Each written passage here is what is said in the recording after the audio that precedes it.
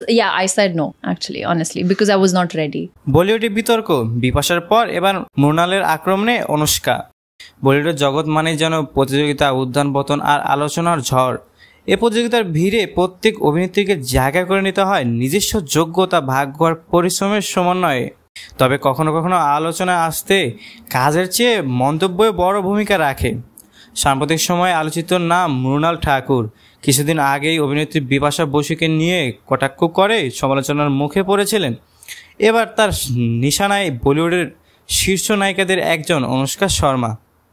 মৃণাল এক পডকাস্ট সাক্ষাৎকারে জানিয়েছিলেন, সালমান খান সুপারহিট ছবি সুলতানের মাধ্যমে বলিউড অভিষেক হওয়ার কথা ছিল, কিন্তু তিনি নিজেই সেই প্রস্তাব ফিরিয়ে দিয়েছিলেন, কারণ তখন নিজেকে প্রস্তুত মনে করেননি তিনি।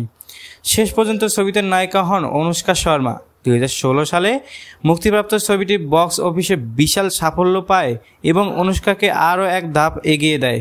মৃণালের মন্তব্য নতুন করে বিতর্ক তৈরি করেছে। তিনি বলেন, এরকম অনেক ছবি আছে আমি না করেছিলাম, কারণ সেই ছবির জন্য আমি তখন প্রস্তুত ছিলাম না। আমি নিশ্চিত যে আমার এ কথায় বিতর্ক শুরু হবে।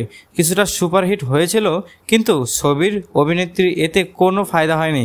এ ছবির মাধ্যমে তিনি এগিয়ে যেতে পারেননি। পরে আমার মনে হয়েছিল আমি যদি ওই সময় ওই ছবি করতাম তাহলে আমি নিজেকে হারিয়ে ফেলতাম।